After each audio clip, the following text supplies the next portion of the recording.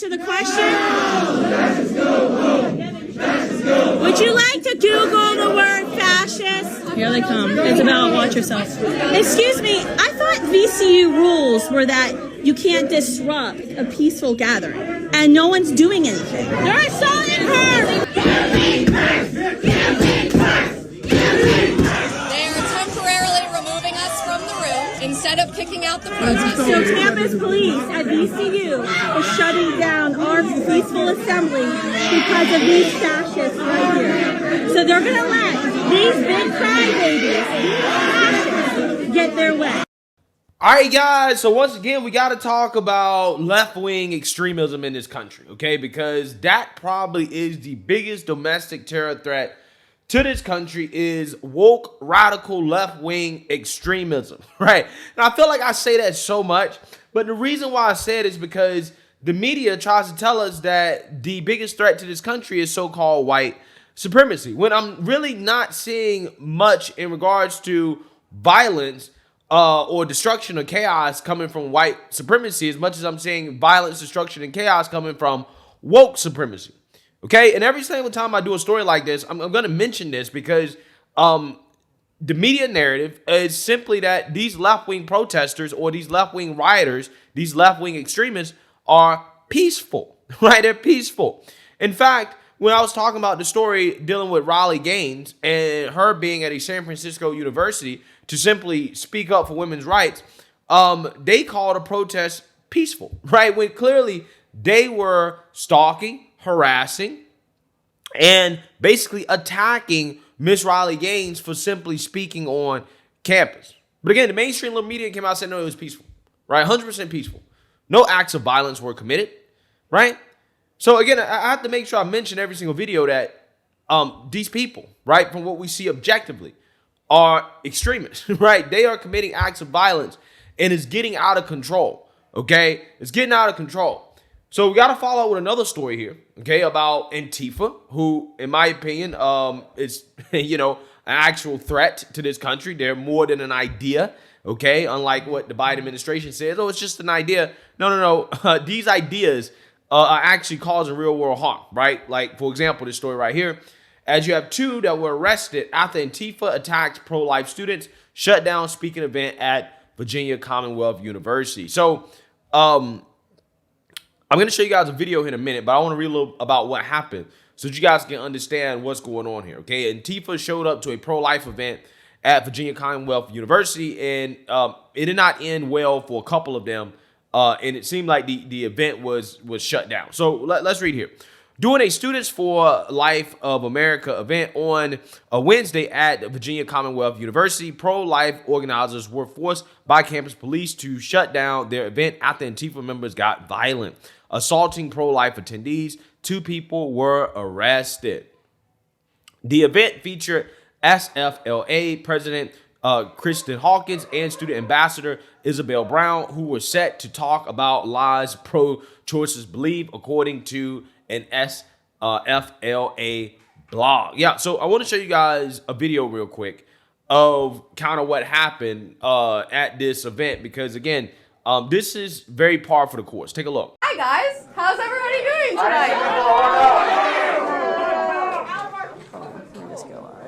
Oh, what you gonna do? Gonna dox us? No interest in that. We are gonna have a real conversation. Check it out. Nope.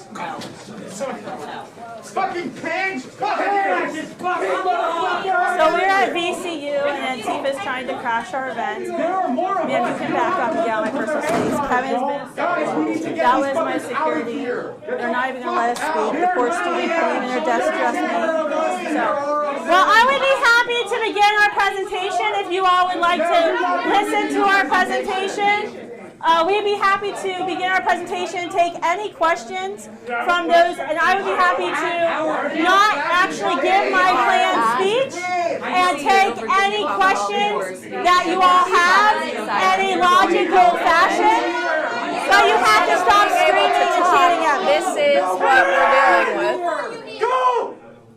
Yeah, so you see that, you heard that, okay? Clearly violent individuals, okay, who don't want to actually listen or ask questions. Okay, they don't want to ask questions and have a real debate or a reasonable conversation about a simple disagreement in political beliefs. No, they don't want to do that. Okay, they want the person to be silenced, and in some cases, they want to cause harm to individuals that they disagree with. You remember what Jane Fonda said on The View, when she basically called for left-wing activists to murder pro-life politicians and activists? Yeah, that's what you get in response to the mainstream liberal media and the Democrat Party and the establishment being on your side and encouraging you to participate in this type of behavior. That's exactly what happens. And ultimately, they shut down the event. So I want to read about this because it's events like this that continue to embolden these people, because these people are not properly punished. Hawkins and Brown were shouted down by protesters, many of whom were carrying signs and covering their faces, some of which were dressed in black. The Antifa disruptors shouted, "Fascists go home, Nazis go home," and F pro-lifers, and used their signs to block those who were taking video of the crowd in the room. Yeah, because, again, these people commit acts of violence when they don't get their way, right? And again, you don't hear anything about this from the FBI, from the DOJ, from the mainstream liberal media.